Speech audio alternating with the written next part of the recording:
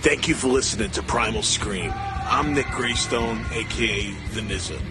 Each week, Primal Scream is produced by Tony Walker and executive produced by Demon Scar. Always remember, nobody writes your story but you. Later.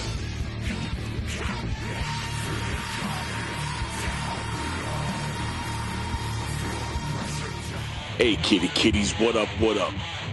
Welcome to Primal Scream. This is your host, Nick Graystone. For the next hour, we're going to talk about fantasy, reality, and everything in between. Let's go. Hey kitties, what up, what up? Welcome to Primal Scream. Am I okay now, Tony? Is good now? Hey kitties, what up, what up? I'm Nick Graystone, and welcome back to another episode of Primal Scream with Nick Graystone. Kiddies, I hope everyone had a great week. I know I did. I'm always having crazy, run around marathon weeks. So I got a very cool special guest tonight, Cody Perez from Amerakin Overdose. It's going to be a little bit before I bring him out, but I wanted to kick it off with some stuff that happened since last episode. The Reaper came a knocking again today. This one kind of stings a little bit. Shane McGowan from the Pogues, 65 years old. He passed away today from viral encephalitis. Yeah, I've always been a fan of his. Just a couple months ago when Sinead O'Connor passed away, I kind of got the wheels in motion, and I wanted to do a cover of Haunted. So Haunted originally was recorded by the Pogues and Kate Royden, and I heard that song back in the day on the soundtrack from Sid and Nancy. I always loved the song. Then he did it with Sinead, and it just reached new heights. So after she passed, I'm like, you know what? I've always wanted to do a cover. Now's my time. And unfortunately, now Shane passed away, and I'm happy that I did the song. I think that's one of his best songs he's ever written. It might be he's written so many great things. Another relevant lyric that I picked up today. I think a lot of people can associate themselves with this. I'm going to read it to you. I could have been someone. Well, so can anyone. You took my dreams from me when I first found you. I kept them with me, babe. I put them on my own. Can't make it all alone. I built my dreams around you. That was from Fairy Tale in New York. It's a song about breaking up with somebody, trying to repatch it, and it's all going on during Christmas time, and it's like just one of those bittersweet tunes. So I hope you're having a lot of pints of Guinness in paradise, Shane. Thank you for your great lyrics and great memories. You're definitely going to be missed.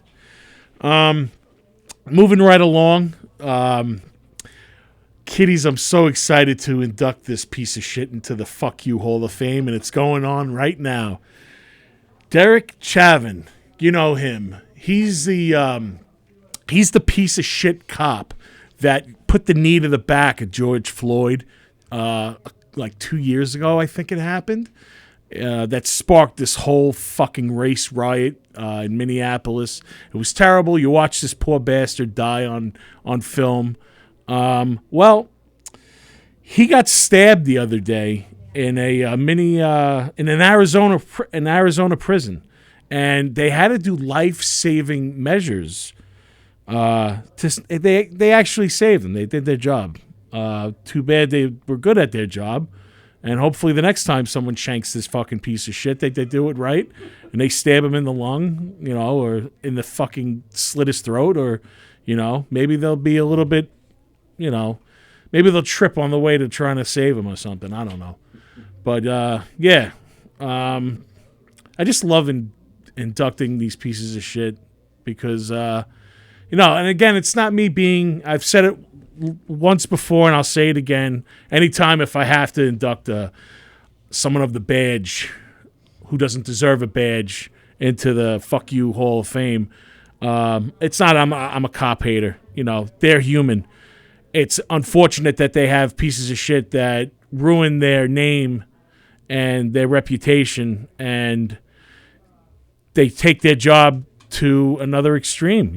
This guy took his job and his badge, and he abused it. And unfortunately, that man lost his life, and now this guy gets to live the rest of his in prison. So he was sentenced to 21 years in federal prison, and that was back in July of 2022. Oh, wow. So it was only like last year. So, wow, first year already. You're almost getting killed.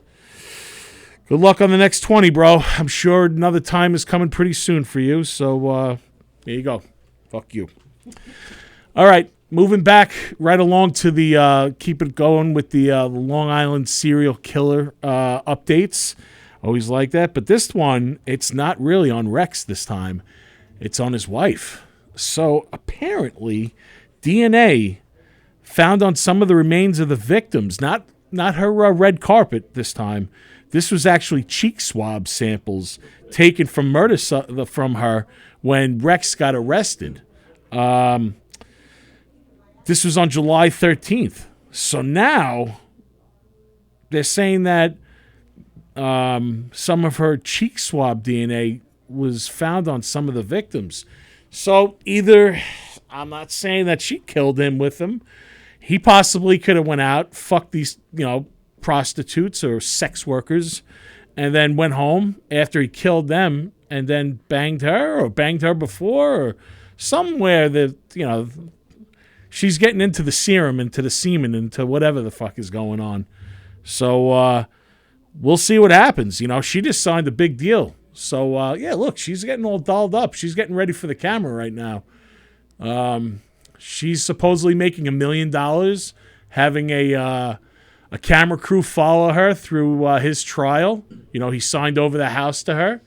So this might throw a little curveball, So don't go buying expensive shit, Don't go getting that pink Cadillac like the dude in Goodfellas, because you might not be around to enjoy it. You might be thrown into the mix with old Rexy boy.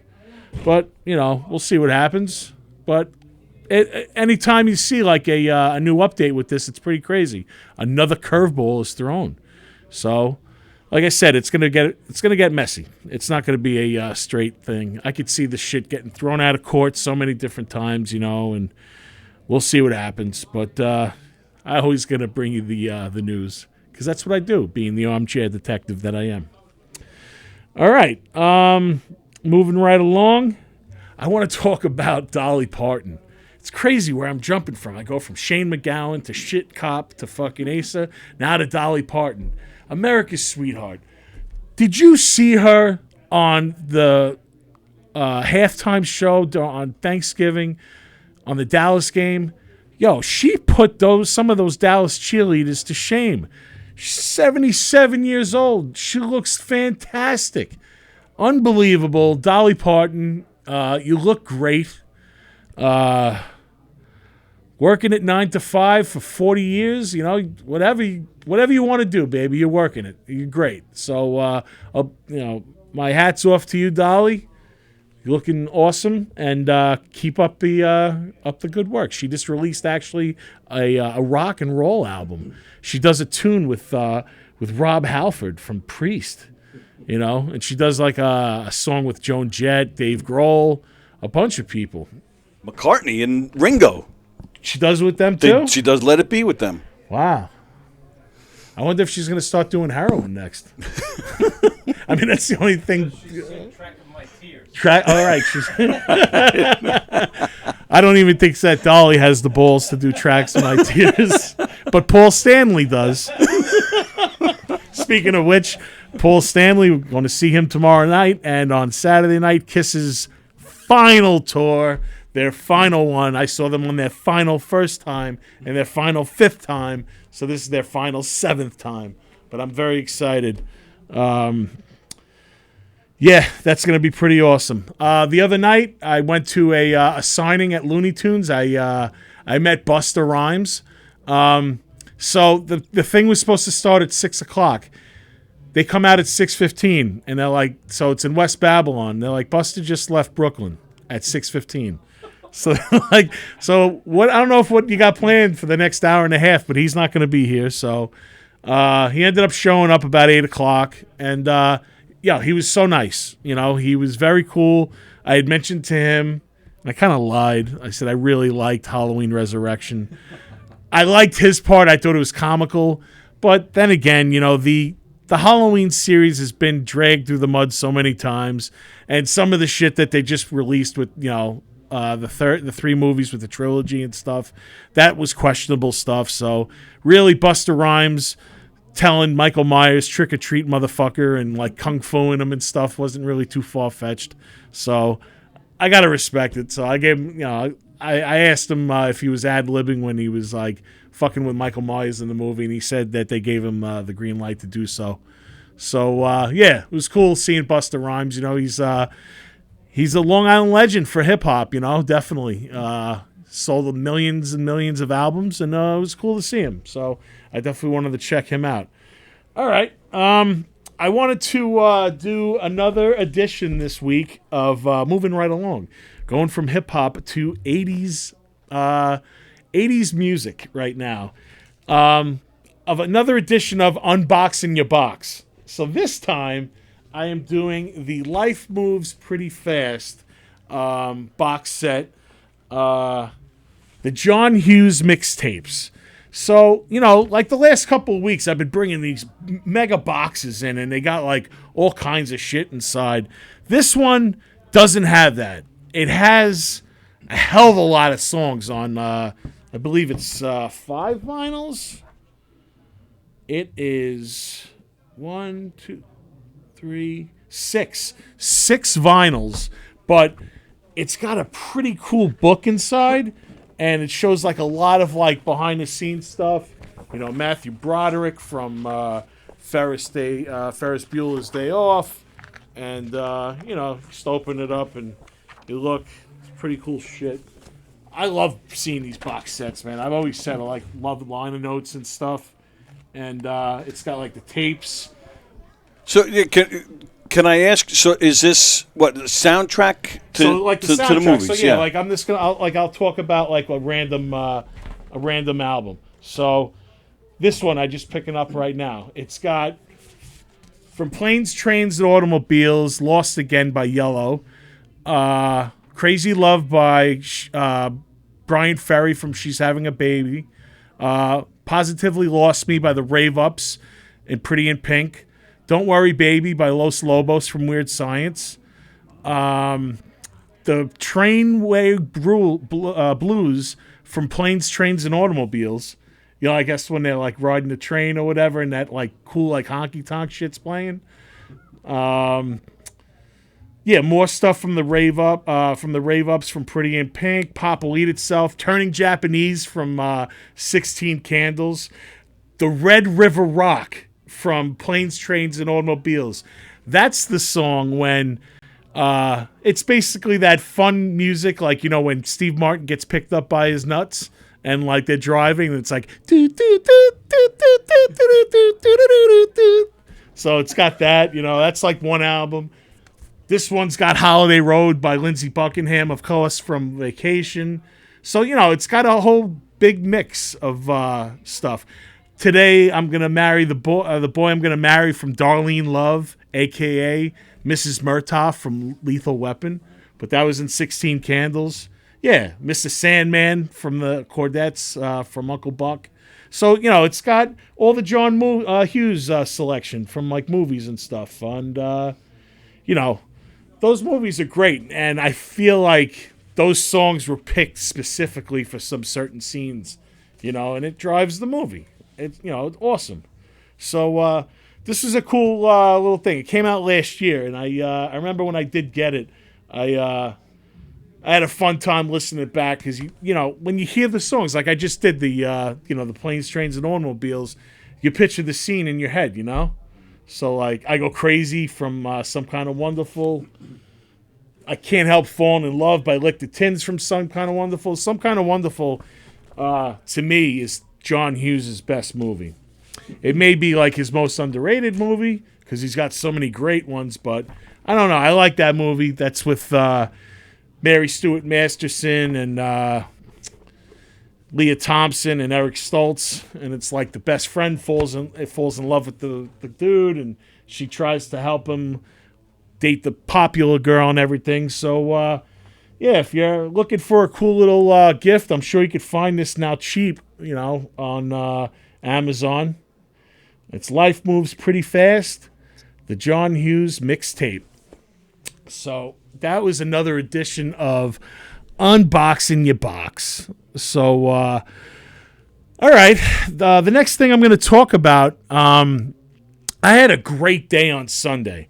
So I've been on the waiting list for a while now for a tattoo from Anchors Away Tattoo. So Anchors Away Tattoo is a tattoo shop that's in Bradley Beach, New Jersey. It's owned by the bassist from the Bouncing Souls. So I initially set up an appointment for two people, and actually three. It was Frank, my friend Anthony, and me. And we've been talking about it for a while, and Frank couldn't do it, so me and Anthony went, and we ended up having a great day. Like, Bryan from the Bouncing Souls opened up the shop for us, and I brought Zozo along, and it was just the four of us. And, I've been listening to the Bouncing Souls for close to 25 years, so all we did, we sat around, we talked some shop, we talked about, going to see, old shows and stuff, and all the clubs that closed down, and Bryan's just a cool guy, man. He was showing Zozo how to use art, on he was drawing out the tattoo on his tablet, and he was showing her the different programs and everything, and it was just a cool moment and a cool day. It's not very often you get to get tattooed by one of the bands that you look up to, one of the guys, and I'm always gonna remember that because I went first and then Anthony went, so I had some downtime. So Zozo's drawing and doing a thing on a tablet, and he has his bass in there, and I was sitting down actually playing on the dude's bass and just playing, hanging around and shooting the shit and just hanging out with my best friend and my kid, and just had a great day, So thanks, Bryan. Thanks for being very cool. And I'm actually going to go see the Bouncing Souls again. They're playing next week at Mulcahy's in Wantor. It's pretty cool. They're going to be playing in my backyard, being that I'm from Belmore. It's very close to my house. I used to go see them a lot in the city at a lot of clubs that don't exist anymore, like Tramps and Coney Island High, the Roxy. So many funny stories going to see them and stuff, and I look forward to seeing them again. So yeah, that's my little tales for today. I see my guest actually just came on screen, so without any further ado, I'm gonna bring him on right now and do that. That's gonna be fun. I've been looking forward to this. Cody, what's up, dude? How's it going, Nick? All right, man. Yo, thank you so much for coming on to Primal Scream, man. I appreciate you. Thank you for having me, man. I'm excited. I've been nervous about it all day just because I haven't done one of these in a while. If I don't do them for consecutively, I think the last time I did was a month ago or something. Yeah. I get a little nervous before, but then you're good, man. You're a professional, dude. You handled it. The whole promotion of this leading up to it. I really thank you for all your reposts and everything, and it was pretty cool how you did that. So thank you, bro. Thank you. Yeah, there's no point in anytime we play shows or we're a part of something. It's there's no point in us not being a part of it if we're not going to promote it and let people know and all that. So. Yeah, no, I mean, that's the whole point. I mean, you got to get people psyched up. You got to get them into the know. And I feel like that is a big thing. Like interacting with your fan base over, online. That's what it's for, I feel, whether it be, Facebook or Instagram or Twitter. whatever now it's called. But, some All of people them. It don't gets come out and overwhelming. see you, right? Some people don't come out and see you. They'll live off of what's put out there. So, if you come across on the internet as an approachable, likable person, it only helps your product and everything, Definitely.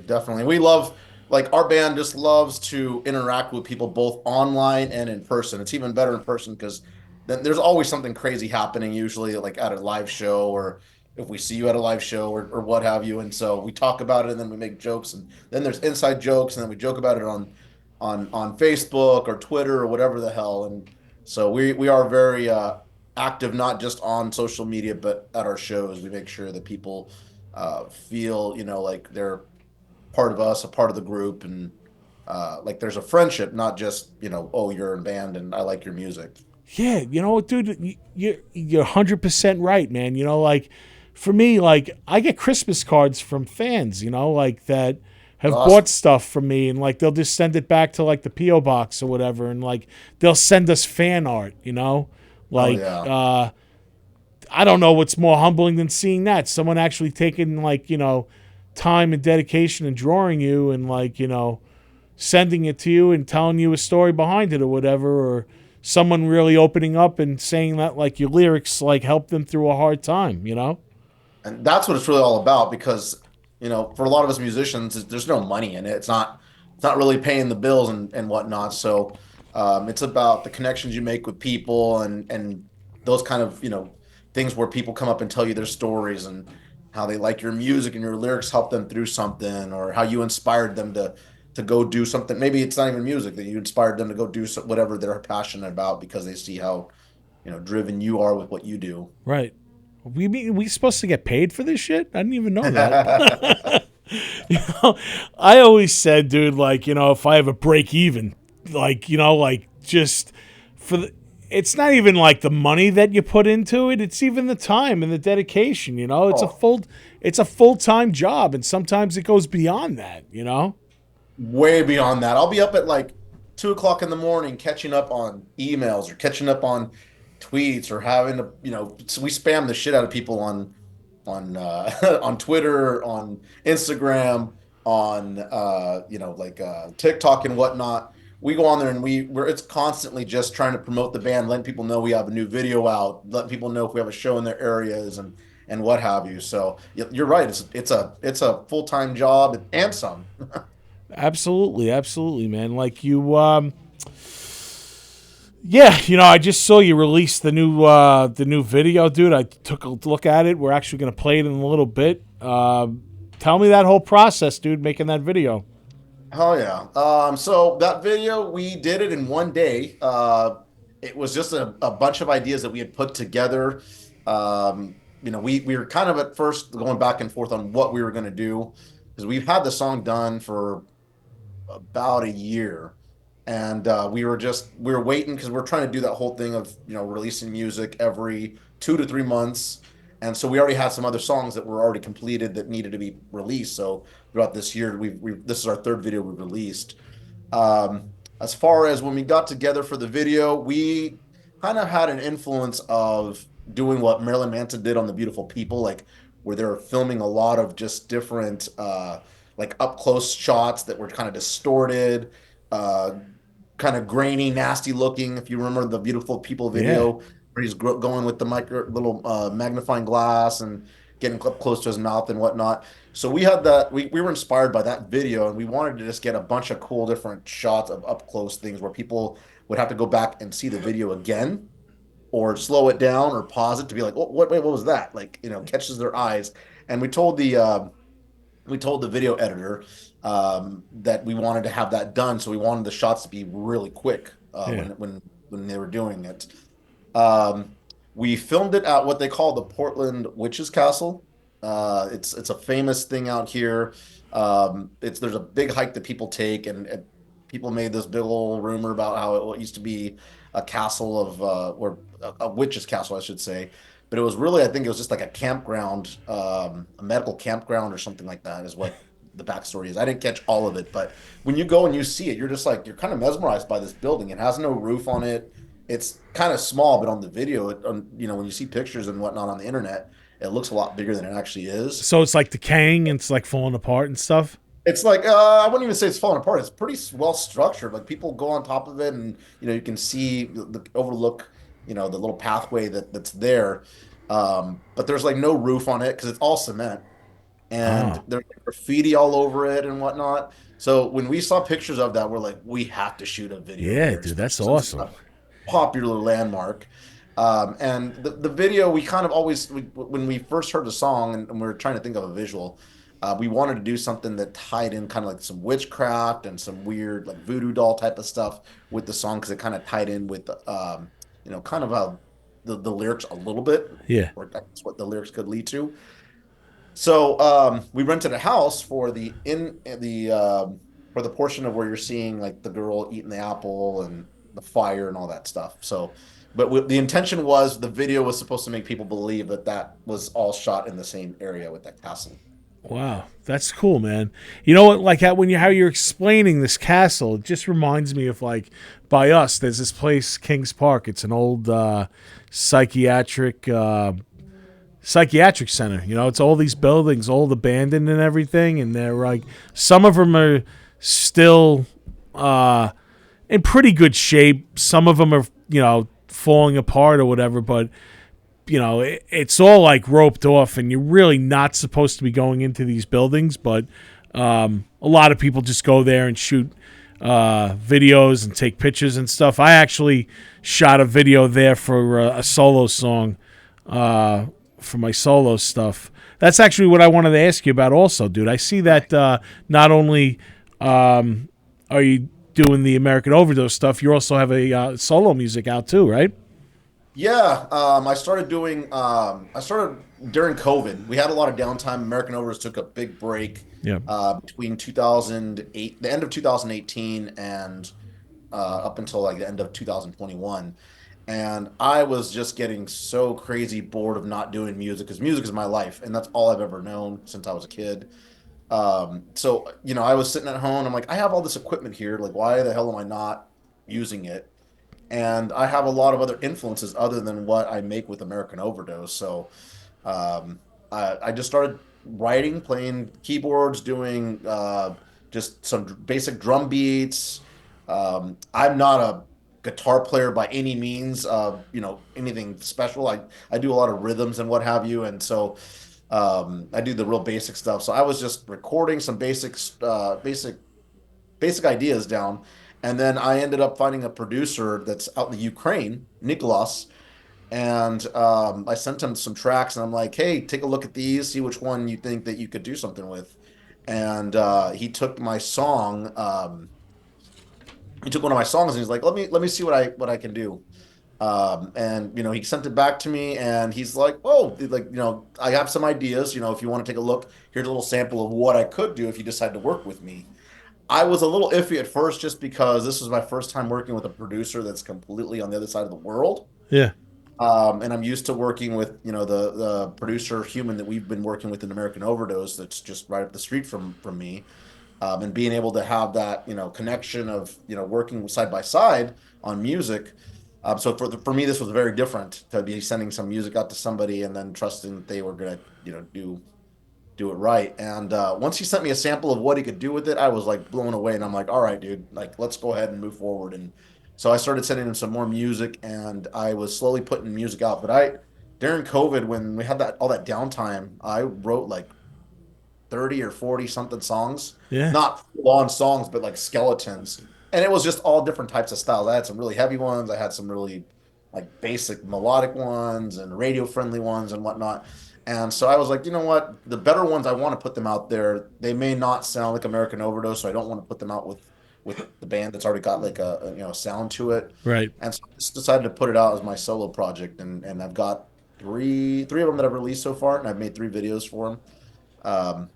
So that's more along the lines of radio rock. Like for that stuff, I'm really influenced by, Linkin Park, Papa Roach, Chris Daughtry, Chevelle, that kind of stuff. For Stuff that solo. you wouldn't be playing with with the band, right? American Like you Overdose, said. Yeah, yeah. yeah, man. I get it. That's what I honestly, for me, that's what I do for for my solo stuff. I'm doing more of like alternative, like trap and hip hop. So obviously Demon Scar is not playing that stuff. And I just do it because, like you, I'm constantly writing. I usually used to write in like notebooks and stuff or like legal pads or whatever. But now on my phone, I got the notes, and that's where I do it. If sometimes a word will pop up, and I'll see it, and I'll just leave it in a document. Maybe I'll come back to it and write something. Sometimes it just spews out. Sometimes it's for Demon Scar, and sometimes it's not. But it all depends. It's good to have that stuff in the back pocket, man. For the longest time, I remember I found a bunch of lyrics that I had from when I was in high school, and I'm like, what am I ever gonna do with this stuff? And it was just stored away. But then, I've came back to some things, and it's like sometimes just one line or one word or one way of like how you did something can inspire something that you've been sitting on forever. Like sometimes I can write a song, like when I get music back from my producer, I can write the song in one night completely with the lyrics and everything and the melodies. Other times I'll sit on it, I'm not kidding you, for 6 months to a year, and I can't come up with anything for it. I need some sort of inspiration. Like I need to have something bad happen in my life, or I need to anything. Get drunk and get something like to happen and inspire it. Sure. And so it's always good to have that stuff on the back burner, whether you write it down. Lately, a lot of it, what I've been doing is using my phone note to write everything down. Because I was one of those guys that always had to write the lyrics down on a notepad. Yep. Since I'm always like on the road or out and about doing work and whatnot, I don't want to wait till home to get to do this. So I got to use the phone and note because down it's right there. there. You're always with your phone, dude. So it's like, fuck, why not? Am I not going to put it on there? Because, I don't know about you, but if I think of something and then 10 things can happen by the time I even fucking think about it again. So you got to write it down, man, 100%, dude. And the worst part is like, I always get inspired at the worst times too. Like I will be taking a shower and I have like this melody stuck in my head right? Or this lyric, and I'm like, I need to run out and get it. Or I'll wake up in the middle of the night to grab a glass of water, and then something just hits me, and I'm like, I need to write this down because I will forget. Because inspiration just comes when you don't expect it. It seems like it's not one of those things you can force. It's the best shit. It comes from when you're taking a shit at 3 o'clock in the morning, dude. You never know. There you go. So, I'm gonna let you take this, but there was some big announcement today that you guys are involved with. There was, yeah, dude, man. It was so hard. It was so hard for me to keep my mouth shut, honestly, because we've known about this since June of last year, when we were offered to be a part of this. So we didn't know when they were going to announce it. We were like every day we're like just looking, and there's no updates. And then when they did announce the first, the big band's coming out, we're like, all right, so we're getting closer and closer. But we thought it was going to be at the beginning of January or later in the year when they were going to announce our part of it. So they sent us an email this morning, and they're like, yeah, we're about ready to fire it off that you guys are going to be, get us your logo and whatnot. So we will be playing the Milwaukee Metal Fest 2024 out in Milwaukee, Wisconsin. Fuck yeah. Jamie Josta's his new event that he's taken over, and we're beyond excited to be with so many great bands. Like definitely a lot of heavier bands than us, but we're in good company with bands like Avatar and Lacuna Coil, who still have melodies and are familiar or like similar to some of the stuff that we incorporate in our sound. But I'm just beyond excited to be, especially the day that we get to play. We get to play with the headliner Slaughter to Prevail. Like they're one of the up and coming big bands that's coming out. I saw that today. They announced them. That's awesome. Yeah, we played last year. And you did? Yeah, it was fucking awesome, dude. Like Jamie and Christian from Mindsnap. That's actually how I got on your radar. He connected us, but he's the one that brought us on. And both of those guys, dude, they treated my band so well. And there's so many great memories, man. The fucking lineups were stacked. And we got a really positive feedback from it. We still have content from it that, we put out. And it's just nothing but a good time, man. Like, and yeah, you know what? There were definitely, like you said, the heavier bands on there, but we fit good, man. We stood our ground, we did our thing, and went over really well. And I think you guys are gonna do great, man. Oh yeah, I'm very excited because, we've been part of some festivals, some big festivals, and for us it was a nightmare because they were just like pushing us along, and it was not very well organized and whatnot. And I don't want to name drop and talk any bad shit about anyone, but some of the festivals that we've been a part of, it's felt like you're rushed and they're really well organized. And so I'm excited about this one because I've heard nothing but good things from the people that have played it and the people that attended it. Yeah, no, it was top shelf, dude. Definitely well run last year. No hiccups. We had to wait on our announcement too. We had to wait a little bit longer. They announced us, I believe the show is in May. I think they announced us maybe like February. So we were sitting there like, holy shit, maybe they forgot about us. And then finally they put us out, and it was great. It was a great time. But yeah, man, like I'm seeing like Mr. Bungle's going to be there, and like when they start adding these types of bands, I feel like it opens doors for for other bands that are not just death metal, hardcore, black metal, whatever. Like it's I like that. I think that's the way it should be, because like like the way that metal is now. There's all different types out there other than that, like the real heavy stuff. There's the melodic stuff, which I feel sometimes it doesn't get put onto these metal fests. But now, like, I feel like if Mr. Bungle's going to be on there, then maybe like they'll get a band like Infectious Grooves too. You never know. Something like that. You're 100% on it with that. Like, I'm very excited to see. When I saw that they were one of the headliners, I'm like, okay. So I don't feel so bad that we are in this, because we, I would say we're obviously heavier than them, but yeah, I'm just excited to be a part of something that's, like you said, it's going to be a blend of different metal. And right now, the time, like if everything that's going on right now with music, with heavy music, it seems like people are listening to extremes on this side and extremes on that side. Sure. As far as, so you can listen to some death metal band, but you can like some pop music. And I think a lot of that, what you're seeing is like, how people are sharing that whole Spotify wrap up end of the year thing on Facebook. Like, you keep seeing, you'll see somebody having like, literally they'll have like Cannibal Corpse, and then they have like Justin Bieber on that same list. It's like me. yeah. So it's I think if you would have done this like 10 years ago, people would have been more like, no, I only want metal, that's it. But now it's like, right now people listen to everything. I think you need to have that balance of the extreme stuff on the heavy side and the mellow side and all that, because life gets boring if you don't try it all. Yeah, no, absolutely. This just speaking from experience with like stuff, we have another song that's coming out next week, and when I wrote the lyrics, the melody from Tell Me by White Lion was stuck in my head for like a week because I was going through my 80s metal fucking thing. Like, I'll listen to my Rat, I'll listen to my Crew, and like I was listening to White Lion, and like I was like, holy shit, I love this fucking melody. And like I was in the studio, we were recording the lyrics, I was laying my vocals down and stuff, and then I'm like, maybe if I put that melody, kind of like not ripping it totally off, but like inspired by that, it may be a little bit something that we've not done and utilize. Like, our drummer has like these great like melodies that he does on this other tune. I'm like, I'd really love to get a dual attack vocal with him on it doing this.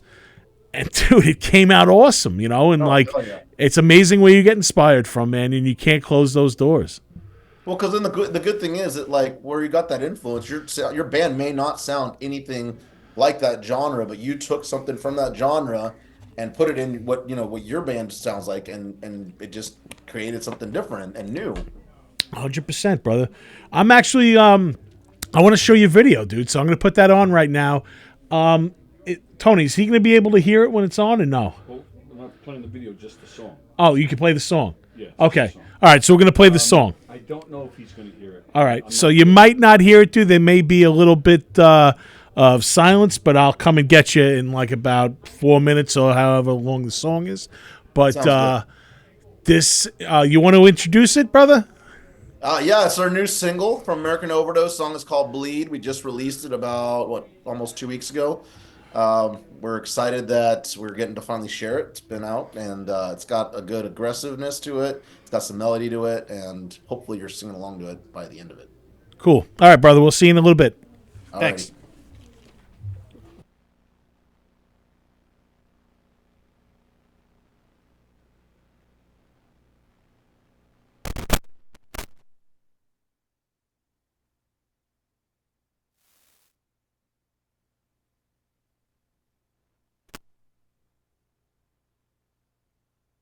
Just hang tight. We're having some technical difficulties over here at Primal Scream.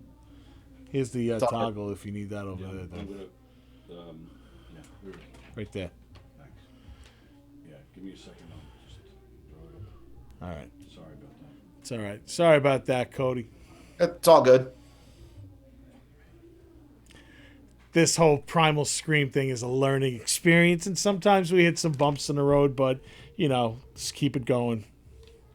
I'm not the most tech savvy person myself, so that's why I have this guy next to me, dude. I could talk, I could do my thing, I could carry with myself or whatever, but as far as technical stuff and shit, dude, it's just not my thing. And my guitarist helps me with post-production with it and stuff. Also, I can give a shout out to those guys, Tony Walker, my producer, and Meds, the man behind the curtain for Demon Scar, doing that post-production for me on here. So we're ready to go. All right, Here we go. This is Bleed.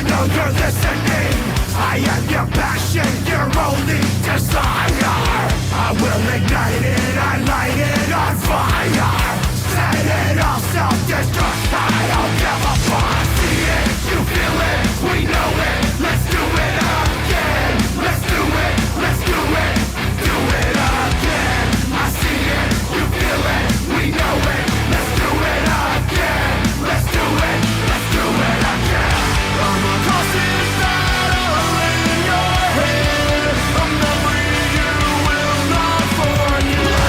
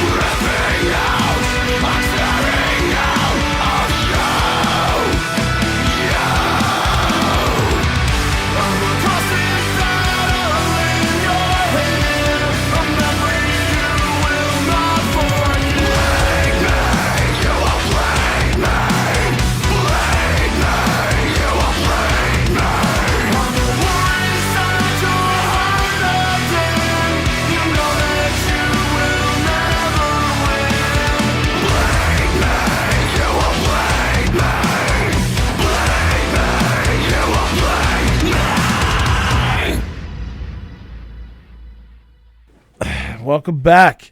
That was Bleed. That was fucking awesome, dude. Nice job with that. Thank you. So is there like a process of like you developing like your gimmick and like your stage show? Like what's that about? Like how do you go about doing that? Are you talking about like the live performance, like what we plan to do? Like Yeah. Kind of and kind of not. It's kind of chaos. We always know like what songs we're gonna play, and we obviously wear costumes and masks and whatnot on stage, but sometimes we have plans to do certain things. Like for example, like one of the things that we've been infamous for doing is we use a lot of these confetti wand type of things, and during certain parts of the songs. Some of the venues are not too happy about that, so we let them know ahead of time, like, hey, we're planning to do this. Are you okay with it? It's part of the show. And in most cases, they're okay with it. Some places are like, no, we can't do that. So we have to exit out, and then we just, at that point, we're like, all right, well, let's think of something else that we can do. So we'll jump in the crowd and sing from the crowd, or we'll bring someone up and scream in their face and whatnot. It's we just kind of go with it. Right. The masks and the makeup and all that is always there. We have a light show that we put on together. We've syncopated with the music with each song. So that's always pre-planned. I guess we mostly just kind of wing it. Yeah. We go out with the feel of what's going on with the crowd. If people are sitting in the back, we make sure that we pull them forward, and usually we'll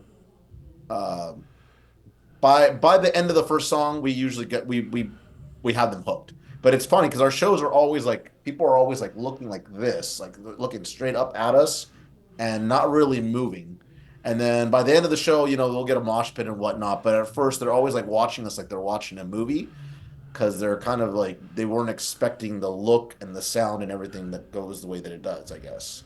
Because it's almost like a spectacle that's going on. So they're like kind of mesmerized in a way, kind of thing. Yep. Yeah. Yep. It's really weird, because then I'm like, do they like it? Do they not like it? But then I see them bopping their heads. Then when I ask them to clap their hands or whatever, or sing along to the lyrics, I'll tell them part of the lyrics. They'll sing along. So I'm like, okay, they like it. It's just we're not one of those bands that people are like trying to kill each other. It's not a Slayer pit, Yeah. Honestly, dude, like this is gonna sound so weird. The fucking craziest pit that I was ever in was a Weezer fucking pit for Pinkerton. Really? It was an oversold show at the Roseland at the at Roseland for the Pinkerton tour, and it had that sway, like that dangerous sway. So it kind of like went left, went right, then all of a sudden it went left, and like when it came back to the right, everyone just fell on top of each other, dude, and it was just like a sea of people. Like I was on the bottom of like a sea of people, dude. It was fucking scary, bro. I believe it, dude, because I saw a pretty crazy pit for Tech 9. Like, people rushed the stage as soon as he came out. Like, they were just moshing. I'm like, this is rap. And people are like moshing and whatnot. Hey, do you mind if I take a piss really quick? I've been drinking a lot of water. So no, please go ahead, man. I'll be right back.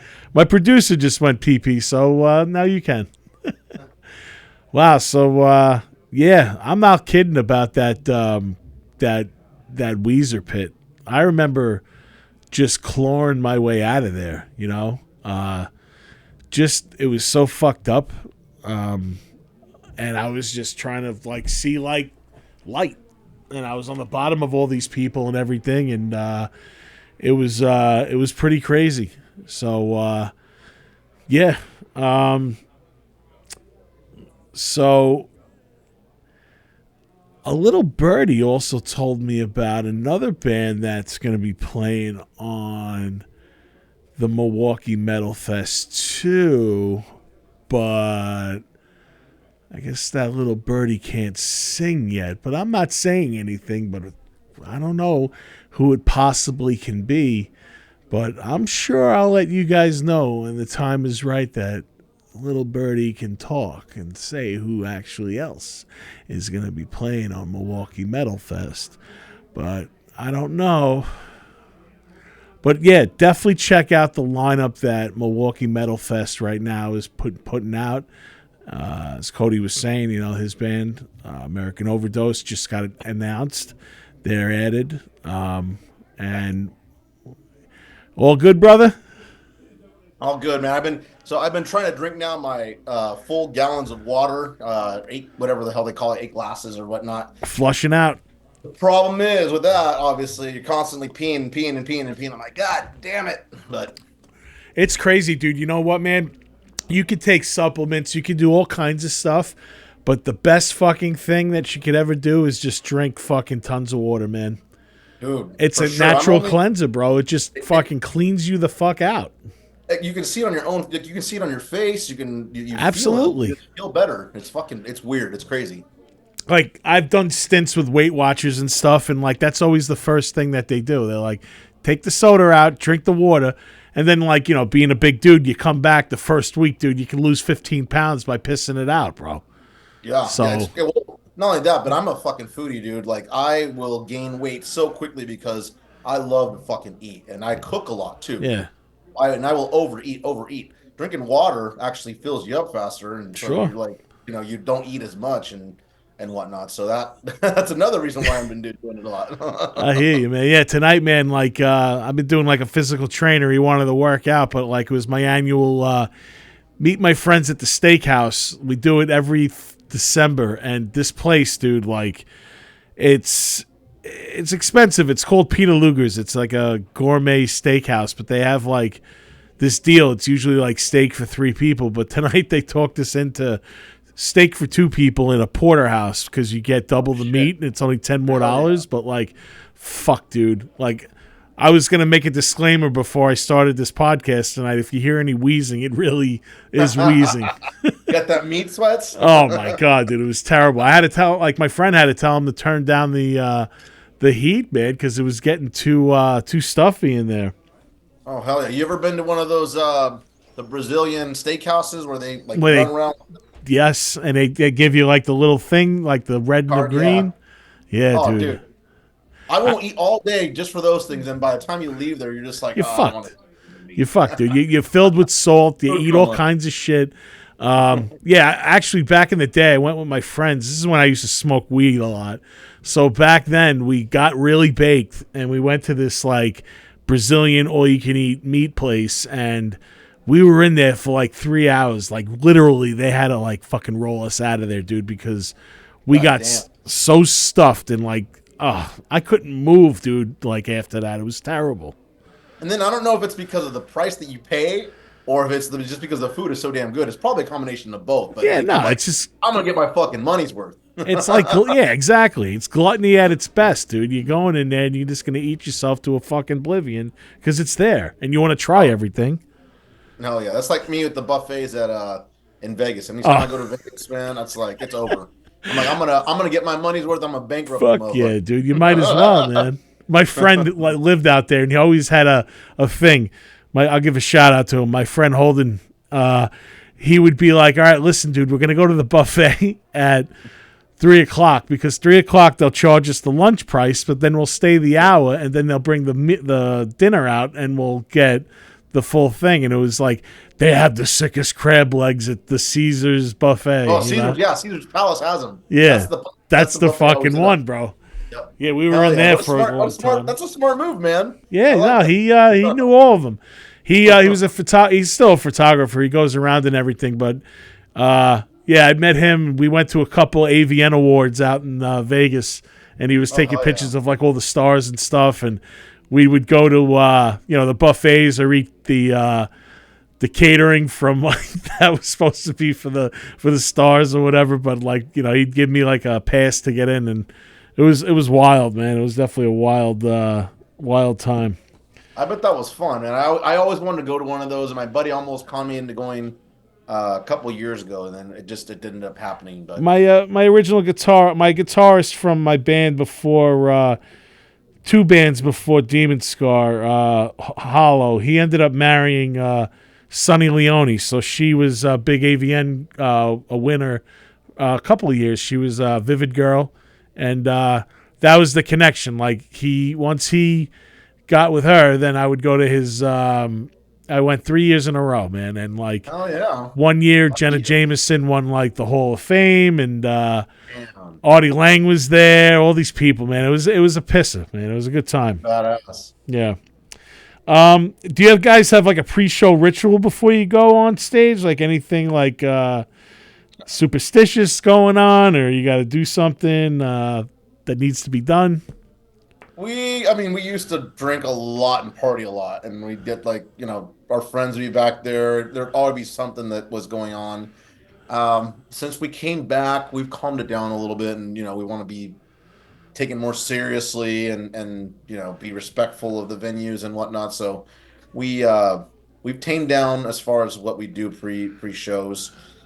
Usually you'll find us like warming up or drinking a lot of water because we know we're going to be sweating our balls off. A couple of shows that we actually did last summer, or this past summer, there was a one day I think it was like 103 degrees and it was an outdoor show. Oof. So we had a 45-minute set. We're in our fucking Oh. masks and full clothes and all that. So by the time you take off your mask, it's sweat everywhere and the sun's beating down on you. And then we played in Idaho and it was like, I don't know how hot it was out there. It was like 100 and something degrees out there, and the stage had no roof on top of it, so there's no covering.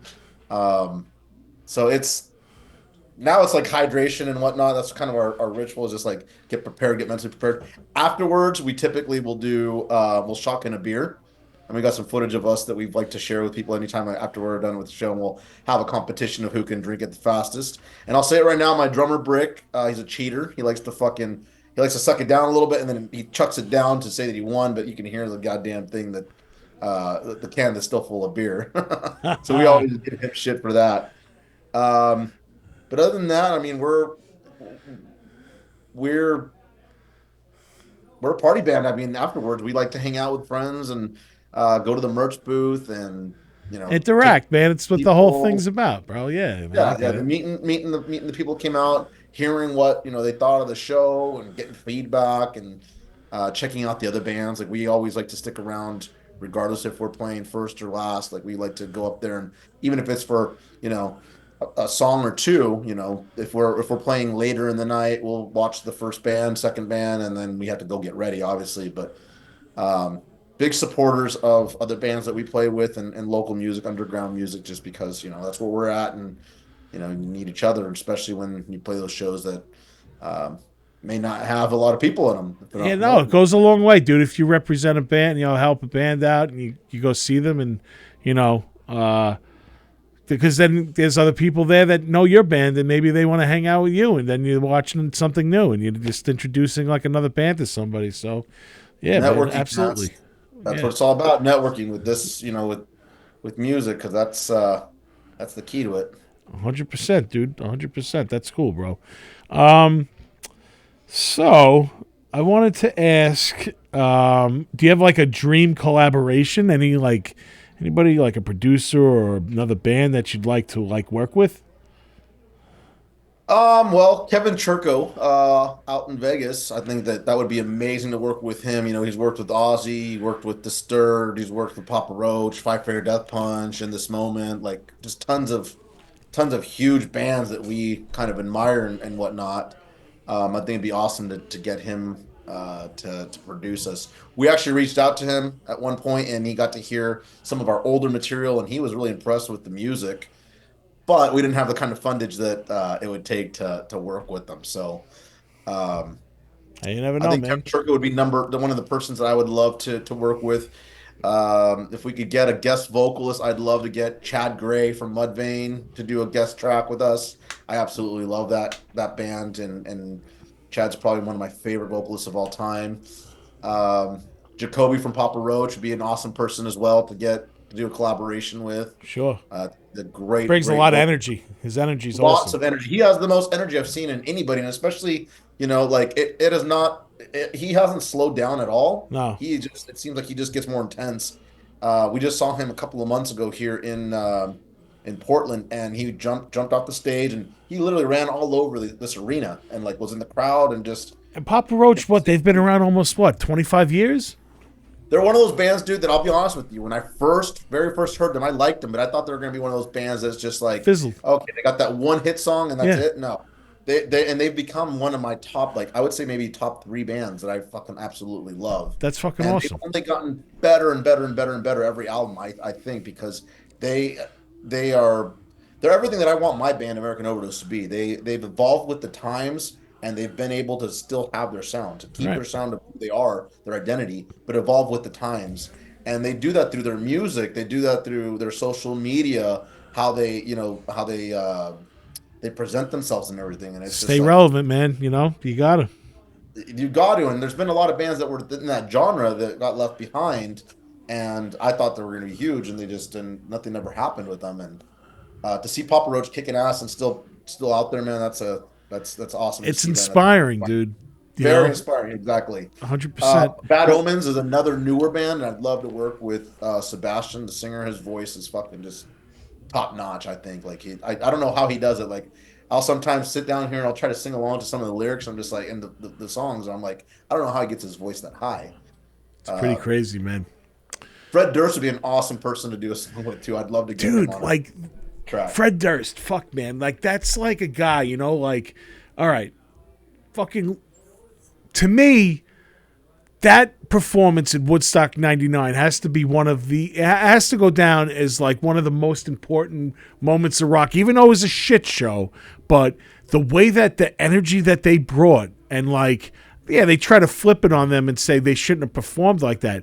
Dude, you got to see a fucking 150,000 people and you bring it like that, bro. Yeah. You're fucking, you got a check mark in my book, dude. Oh, you know, for sure. And oh man, like anytime I watch that performance, I'm like I don't feel like they were responsible for that. No, dude, it was the fucking promoters and the shitty fucking the way that they put on that shit show, dude. It's not their fault. They did their job, dude. They did their fucking job. Speaking of shitty promoters and shitty like situations, I don't know if you heard about the Blue Ridge. Oh my god, man! My friend was vending there. He took videos of it. His shit got ruined. Another friend is a tour manager that played. He is a tour manager for Stephen Pearcy, and he played on Thursday. And that's before it was like 95 degrees out, 100 degrees out, and then all of a sudden, like the fucking storms came in, and they weren't ready, man. I don't think that festival is gonna happen again. Hopefully not, man, because I've always heard that it was a shit show, and I took my chances. My girlfriend and I, we took our chances, and we went this last year, and we arrived on Thursday, but we didn't go to the actual event till Friday. Yeah. That was a shit show in itself. We actually ended up leaving early. Slipknot's one of my favorite bands. We left before Slipknot even performed because we were not wanting to wait for 4 or 5 hours for a freaking bus to come pick us up to shuttle us over to the parking lot where the cars were. Because it literally never gotten out of there. 3.5, 4 hours in the sun to get from the parking lot to the venue. That's not right. By that point, I'd already missed a lot of the bands I wanted to see. I was livid. Yeah. No, my friend, he was doing merch, and dude, most of his shit got ruined, bro, because of like they had no cover really, you know, like they weren't prepared for whatever fucking warning a tornado was going through there, and they lost a lot of fucking merch, dude. Like destroyed a lot of shit. I can't imagine the bands that traveled across the states that were, invited to play, like the underground bands that were excited to play, and then to get there and be told that you can't play, or imagine it got canceled. I'd be fucking pissed, dude. That's a financial disaster. It's a huge disaster. It can ruin a band. It can. Fuck it's yeah, it can. People go, all right, we're done. Like the porta potties were like overflowed like the first day or whatever. I heard like they were disgusting. The trash was not taken out. People were passing on the lawn and just like I didn't know if they're dead or not. I'm looking at them just like they look like they're dehydrated and shit. Trying to get water was a nightmare. It sounds like a new Woodstock situation. It was. So that's why when you mentioned that, I'm like, I could see how that place probably would have turned into, another Woodstock. They're lucky it didn't. Yeah, the next day probably would have because people were irate, they were pissed, and they weren't happy with the I was actually at Woodstock '99, and I took off. This is way before cell phones and everything, and that's Sunday. Like I camped out from Thursday, and I got there Wednesday. Actually, I stayed in a hotel. Thursday, I camped out. And then that Sunday, I got up. I was already sunburned to shit, done. I watched Willie Nelson. I looked at my friend, and I'm like, you want to get the fuck out of here? And he's like, dude, I've been waiting for you to say that for fucking 2 days. So we ended up getting back to the car. I had the shit scared into me. I couldn't shit for 2 days. I did the biggest shit by my car. I finally get into the car. I drive home, and I pull into my driveway to my house, and both my parents run out the front door, and they're like, "Thank God you're home! Look, it's what's on the television." And that's when the fucking shit was going in, and they had like the roads closed off. I know friends that got stuck there for like 3 or 4 days, so that actually hung up my boots for multiple day festivals. Like I wouldn't do it under any circumstance ever again.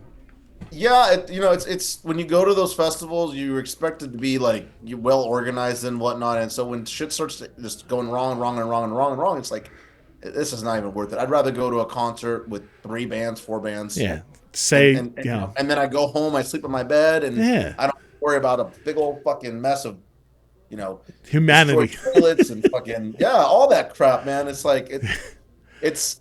I still want to check out like Incarceration out in Ohio. It's a Danny Wimmer one, and I've heard it runs pretty smooth. So I'm thinking that next year I may be going out there to check that out. I got no problem going to like a multiple day festival, but I'm not fucking camping on their grounds, dude. Oh hell no, me neither. I'm getting a hotel. Yeah, hotel, shower, shit, sleep in a nice bed each night, air conditioning. Fuck it, dude. If I'm gonna be out there all day like that, I'm gonna take care of myself because I'm not gonna. I'm not gonna do that to myself. Oh, for sure. So we played Rockfest out in Wisconsin in 2018, and we did the whole camp out thing because we're like, you know what? Let's be there the whole time. Let's have let's hang out with people, promote and whatnot. We didn't play till Saturday, but we got there I think Wednesday night. And so we were there for a couple of days partying and raging and whatnot. But after day 2, being out there and you wake up, you're hungover, the sun's beating down on your tent, and all you hear is noises everywhere, people partying and people puking over there and people fucking over there and people being loud and rowdy. You just want some peace and quiet. Sure. And you don't get it out there. And so we ended up playing. We got dehydrated. We ended up getting heat stroke. Like most of us got heat stroke, and we had to play 3 different times that day because we played an earlier set, and then they had us play a mid set, and then they had us play after Godsmack got done playing. We played the smaller stage on the side so that there was music still going on, and it was after that we're like, all right, we're not going to stay for Sunday, and I think it was Disturb was playing that day, and I forget who else, but we're like, let's pack our shit up and get the hell out of here because I need to get to a hotel. I need to take a real shower. I need some real sleep and all that. And we learned our lesson about camping that time for sure. Sure, absolutely. So, dude, other than Milwaukee Metal Fest, you got anything you want to plug? Any upcoming stuff? Not really. Other than we're planning on releasing a full-length album in 2024. Hopefully, in the earlier part. We don't have a set date, but right now we're getting the designing done, the artwork, finishing up a couple of last tracks that are on there. Bleed will be on there, and the last 3 singles that we put out before that as well will be on it. We're planning on shooting another music video sometime in January to release another single, so we're going to continue releasing singles until the album's out. For our Portland, Oregon area friends, we're playing with Head PE on February 10th. At the PDX Event Center out in Gresham. So look out for ticket links and all that here soon. Hopefully we see some people out there. We haven't played Portland in years. Even this last when we started playing again in the spring, we have not played our area at all. So it'll be our first show back in Portland in 6-7 years. So wow. So there you go, man. Excited for that. And other than that, check us out on Spotify, on all our social media sites, and spread the word. That's all I got to say. And thank you for having us on here and spreading this out to your audience. And dude. Again, thank you. Thank you for coming on the show, bro. You're always welcome to come back, man. While you were taking a piss, I was saying that a little birdie was saying that another band might be added to the Milwaukee Metal Fest, but that little birdie can't really talk about it right now. But when the little birdie decides to talk about it and post about it, we might be seeing you out there, bro. Hell yeah! Who we're talking about? Hey, if you're out there, man, I hope you are. We'll have to meet up and we're gonna do that shot competition. I'm gonna show Brick what's up. Yeah. Tell Brick he's a bitch, and you're gonna show him up. You know what? Usually I would say, like in the words of Burl Hurley from Over the Top, Brick, you ain't got a prayer in Vegas, but Brick, you ain't got a prayer in Milwaukee, brother. I'm going to show you who Milwaukee's best. I love it, dude. You remind me of my buddy Jimmy a lot. Like, oh, yeah? Yeah, he's a really cool dude, really great guy. Got to be handsome, too, right? Of course, and he's got their sense of humor and everything, too. And Excellent. Musician, so. Cool. Cody, thank you so much, dude. You're a great guest, and I will be talking to you soon, dude. For sure, man. Thank you. All right, bro. Take care. You too. All right, that was awesome, man. Cody from Amerakin Overdose. I'm just going to plug a few things, and I'm going to go tuck Tony Walker in for bed because it's past my bedtime, too. But I just wanted to give a special thank you to Dark Side of the Shroom. They sponsored this podcast for the beginning stages of it. Unfortunately, we are moving on in both other directions right now. But thank you for sponsoring us. Please still check out their site. They have all great edible shroomalumis. And they, like I've been saying, they taste very good. They don't taste like that stale granola bar that you wiped with your ass 20 years ago. So, and you don't have to swing for the fences. You can use it for medicinal purposes. So check out darksideoftheshroom.com. Trippy Scream will be 25% off your order if you do so. And also, I'd like to thank Mr. Beeries for sponsoring the Primal Scream podcast. Tonight, they're having their open mic night. Tomorrow's going to be Tiger Rose. And on Saturday, Terrigenous, Dead, Tide, and Symphony will be playing. And also, Demon Scar has an upcoming gig at Lucky 13 on January 13th, Saturday night. We're going to be playing with First Jason. That's our good buddy Ari Lehman. He actually played the first Jason Voorhees from the original Friday the 13th. And it's going to be a great night. So come down to Lucky 13. It kind of looks like my old bedroom, which kind of looks like my new bedroom right now because it's only 2 floors difference. But come and hang out with us. It's going to be our first show of the 2024 year.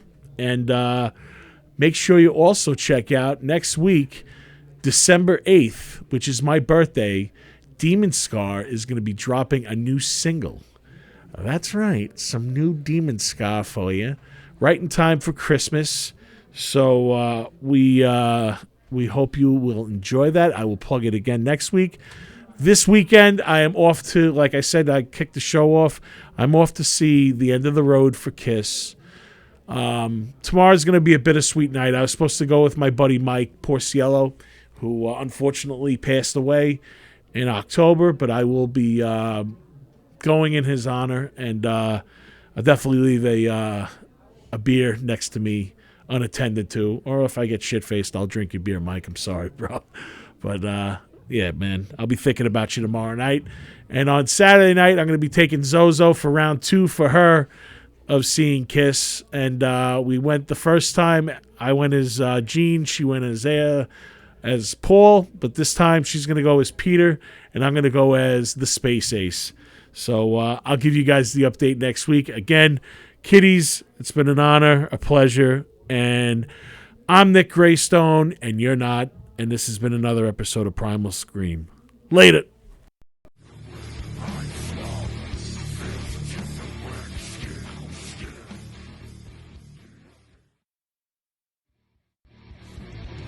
Thank you for listening to Primal Scream. I'm Nick Graystone, a.k.a. The Nizza. Each week, Primal Scream is produced by Tony Walker and executive produced by Demon Scar. Always remember, nobody writes your story but you. Later.